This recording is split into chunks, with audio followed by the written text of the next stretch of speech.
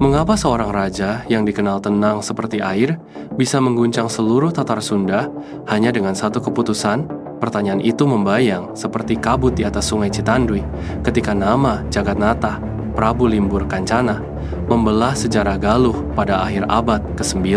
Tak ada kilatan pedang, tak ada trompet perang. Namun dari istananya di timur, perubahan yang ia bawa bergema hingga ke Pakuan, membuat para bangsawan Sunda menahan napas seperti menunggu datangnya badai. Angin pagi tahun 895 Masehi menyusup ke sela dinding kayu istana Galuh. Prabu Limbur Kancana berdiri di beranda tinggi, menatap ke arah hutan tempat kabar buruk sering datang, tersembunyi di antara pohon-pohon nyaring oleh burung. Ketika ia naik tahta, ia menerima kerajaan yang damai namun rapuh, ibarat permata indah yang mulai retak di dalamnya. "Prabu," para pembesar Sunda mengirim kabar. Suara Patih Wangsakerta memecah hening. Limbur Kancana mengangguk tanpa menoleh, tatapannya tetap terpaku pada horizon. Apa mereka masih membicarakan batas wewengkon di utara? Ada yang lebih besar. Mereka merasa Galuh makin kuat, dan itu membuat mereka gelisah. Gelombang sunyi menyelimuti ruangan. Galuh dan Sunda memang telah bersatu secara politis sejak masa Tarumanagara melebur, namun semua orang tahu kedua kerajaan itu ibarat dua naga yang tidur berdampingan dalam damai, namun selalu waspada. Limbur Kancana menutup mata sejenak. Kekuatan bukan ancaman ketika dibangun untuk menjaga keseimbangan, bisiknya. Tetapi ia tahu dunia tidak sesederhana itu. Pada tahun-tahun awal pemerintahannya, masalah tampak kecil, sengketa batas tanah, perselisihan dagang, dan beberapa bangsawan yang terlalu rakus. Namun seiring waktu, muncul desas-desus dari wilayah barat, wilayah yang kelak dikenal sebagai Pajajaran. Desas-desus itu mengatakan bahwa kekuasaan Galuh ingin menyaingi pusat kekuatan Sunda di Pakuan. Dan di balik rumor itu, ada satu nama, Rakrian Kanduru, bangsawan muda Sunda yang terkenal ambisius. Galuh tumbuh terlalu cepat, katanya dalam pertemuan para pembesar Sunda. Jika dibiarkan, keseimbangan yang diwariskan leluhur akan hancur. Kata-katanya menyebar laksana api kecil di ladang kering. Tahun 900 Masehi, musim kemarau memanjang dan sungai-sungai mengalir lebih lambat dari biasanya, seakan alam pun ikut menahan napas. Di istana Galuh, Prabu Limbur Kancana menerima utusan dari barat. Yang mulia, para pembesar Sunda menuntut pertemuan. Mereka ingin penegasan bahwa Galuh tidak sedang mempersiapkan pemisahan. Limbur Kancana memandangi utusan itu lama, seperti menelusuri serat waktu di wajahnya. Pemisahan? Ia tertawa tanpa suara. Galuh tidak membutuhkan perpecahan, kita membutuhkan keseimbangan. Namun ia sadar, penjelasan rasional tak selalu menenangkan hati para politisi. Malam itu ia berjalan sendirian ke hutan Mandala, tempat para resi biasa bertapa.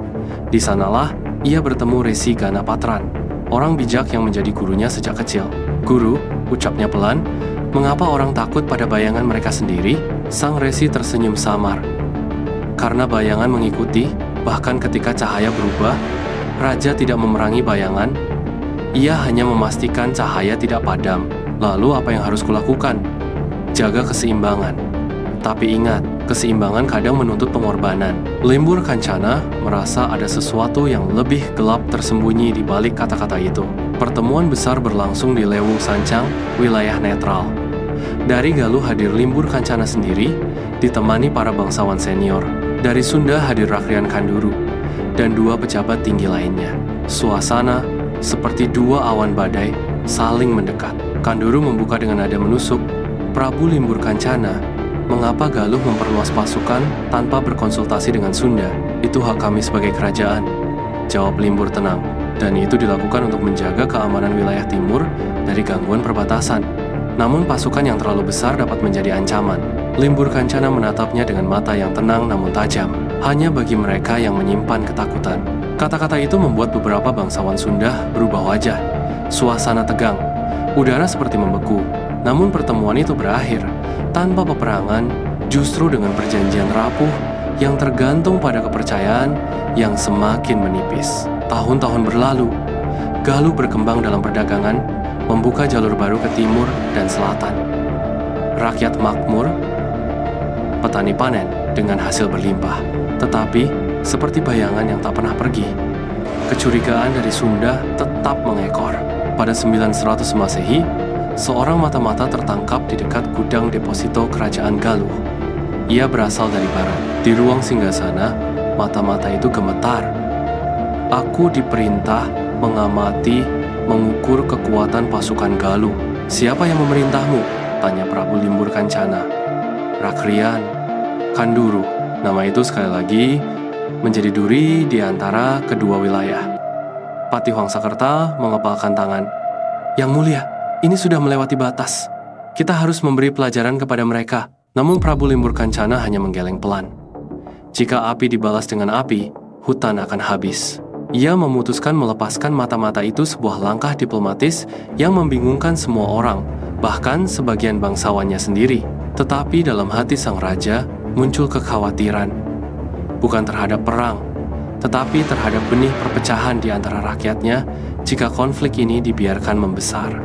Pada 913 Masehi, menjelang akhir hidupnya, Prabu Limbur Kancana pergi seorang diri ke tepian sungai Citandui saat fajar. Langit masih abu-abu, seperti menyimpan rahasia.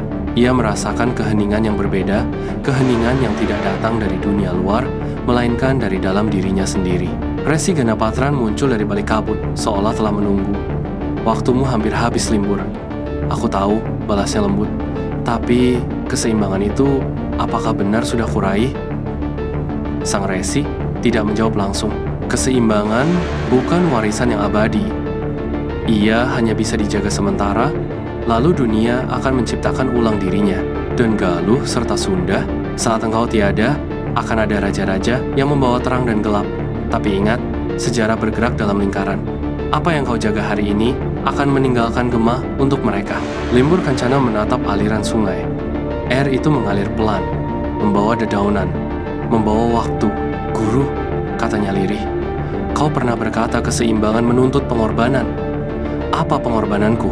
Resi Ganapatran tersenyum samar senyum yang tidak mengungkap apapun.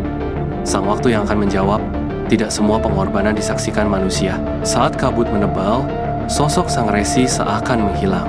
Dan pada pagi itu, Prabu Limbur Kancana merasakan sesuatu yang tak bisa ia namai. Sebuah firasat bahwa kisah hidupnya akan berakhir tanpa tanda, tanpa pertempuran, namun meninggalkan misteri yang tak akan pernah sepenuhnya terjawab. Beberapa hari kemudian, sang Prabu wafat dengan tenang di istananya.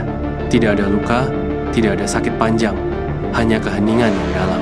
Rakyat Galuh percaya, ia pergi seperti air kembali ke samudera.